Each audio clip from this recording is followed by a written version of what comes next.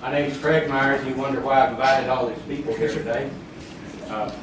Very important. I've been asked by St. Paul Baptist Church of Blackshear neighborhood to bring an issue to your attention.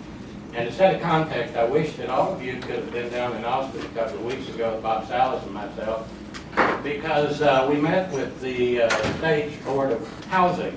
And Bob had heard from the developer of the project you guys had approved for tax credit request. That was a perfect project for the perfect place, and all of a sudden you got a letter that said that they were going to, the staff was going to request denial of it, out of the blue. And so he asked me if I'd go down there and we'd talk, because we've been there together for 4 or 5 times before. And the environmental engineer for the company and us went down there, and in all the time we've been down there, we've seen hundreds and hundreds of proposals, and hardly ever do they overturn the requests and proposals of their staff. And so we knew we had an uphill battle. The engineer cut down all of their environmental complaints because they were bogus, but they still were really not going to turn it down until we did something that you guys ought to be very proud of. We gave them the facts about what's happening in San Angelo. There were 3 of them who had been on the board when we had come before for the NOAA project.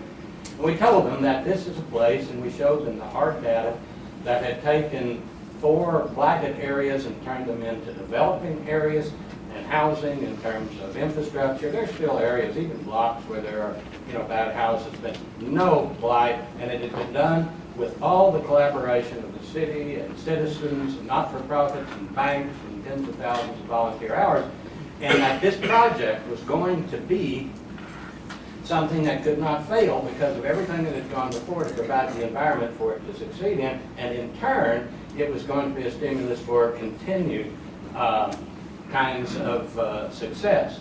And they turned from overwhelmingly being against it to approving, which is to say that what you have done was recognized by the chair of the board as something he said was exceptional that's happening here in San Angelo. And then one other side effect to this, as a part of this context, was that people like to forget about it, but a little over 10 years ago, this city was suffering the same kind of conflict and tension that we see all over the country. A couple of deaths of minority young people caused protests, counter-protests, terrible letters to the editor, ranger investigations, and lots of suspicion, and a race task force was put into place to try to deal with this. But more important than the task force was the work that was done on revitalization and draw together people who are from different neighborhoods, different churches, to create an environment of people working side by side, hand to hand, doing grunt work, talking about problems, to have a situation where we don't do that kind of stuff here. We've got our problems, we've got issues still to settle. So, with that as a context, we cannot afford to allow any of the residue of discrimination in the past, intentional or it's just been left alone, to continue to exist. Just to make sure that I had my information right, I drove around San Angelo and went around to every church I could see, particularly those in more affluent areas that are in white areas. Not one of them was in violation of the zoning issue that says nobody can sell alcohol within 300 feet of a school or a church. Well, for decades, right across the street, not 300 feet, 50 feet, door to door, these people have endured a bar that had been operating, been left alone, grandfathered. I don't know what the deal is. Recently, it got so bad that not only were people going out of their church to do their business faced with obscene comments, with violence, all kinds of stuff, there was a murder right across the street. It closed down. So problem solved. Not in doubt. There's a new owner who's put up a sign that says neighborhood pub. I've never known a pub that exists to sell lettuce wraps. They sell alcohol. And there's going to be an effort to reestablish a bar in that area. And the city, we're asking to do the research on why in the world this was allowed to exist so long, the nuances of grandfathering, which continue to sort of stretch things so that businesses that are doing the same kind of business can stay in place, that they figure out what is going to be required when that application for a license comes around, so that there will never, no time, you can go to that church and say, we guarantee you there will never be a repeat of what they have endured, the indignities they've endured for all this time. So we ask you to do that, to research everything, to go to them, to reassure them that you are representing them like every other church in town. One last thing, the reason I Pick was it up, asking... Craig. Come Yeah. on. We've got time on it this morning. We've got a lot of things to do. I know it, but I'm going to do one thing, and that is, I was asked to do this because we have a long relationship, and they were without a pastor. I'd like to introduce you to the new pastor who is at St. Paul Baptist Church, Charles Davis, who probably will be speaking to you about this issue if needs to be speaking to before. Charles? Welcome, sir. How you doing? Everything's great. Good. My name is Charles Davis, and I am the pastor of St. Paul. The first thing I'd like to say is do not compare me with the former pastor. I'm not him. I've been in the city for 3 weeks, but every day I look across the street and I see a bar. If you could show me one church in this city other than St. Paul has a bar across the street from the church, then I'll stop talking. Can anybody show that to me?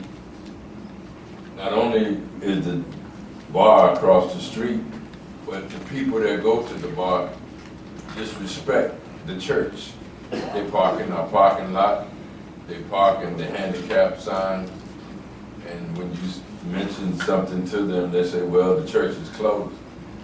The church might be closed, but the sign says handicap. The church might be closed, but that's God's house. And I'm not going to allow it. And if I have to do it by myself, through prayer and hard work, then that's what I'll do. But I refuse to have a bar across the street from God's house and God's house be disrespected. I don't think any one of you go to church and there's a bar across the street from your church. So why should it be across the street from the church that I've had? Because it's a black neighborhood? Because it's a poor neighborhood? It's still God's house. And if none of you know where St. Paul Baptist Church is, you ought to drive by and see it. It's a beautiful church. Sure is. It's 100 years old. And I asked God, why did you send me here? Why me, Lord? And he said, why not you? Yeah. I don't think anybody in this room would want their kids to look at a bar across the street from your church. The location? Huh? The location of the church? It's on Martin Luther King Boulevard. And Sir. third? Use the mic. Oh, my voice is loud. We're being televised. Not a problem. And so I'm just asking for I don't want to do this by myself, but I have a mandate, and that mandate is go ye therefore and minister to people. I was very nice, I've been very nice, and I'm gonna still be nice. But what I'm asking is, I'm asking the city to look at the issue, and the issue is you have a bar across the street from a church, and they claim that they were gonna have a game room. I've never seen a game room named Friendly Pub. The word pub is nothing but another word for bar. You go to Ireland and they say pub. You go to England, they say pub. Pub means bar. That's all I have to say. And I understand that you're my representative. Yes, sir, I am. Yes, ma'am. Well, we gonna talk. That's fine. We will. I need your help. I'd like to give it to you. And I've already talked to the deacons in the church, and I told them that one man can't do this. And so the next time I come, I'm not coming by myself. I'm coming with the church. Yeah, I'm coming with the church. Because I believe that the more people come, the more you'll see. Instead of letting it ride, somebody's already killed that. But yet they allowed it to be reopened. Oh, I'm getting ready to finish. Yeah. Thank you. Thank you.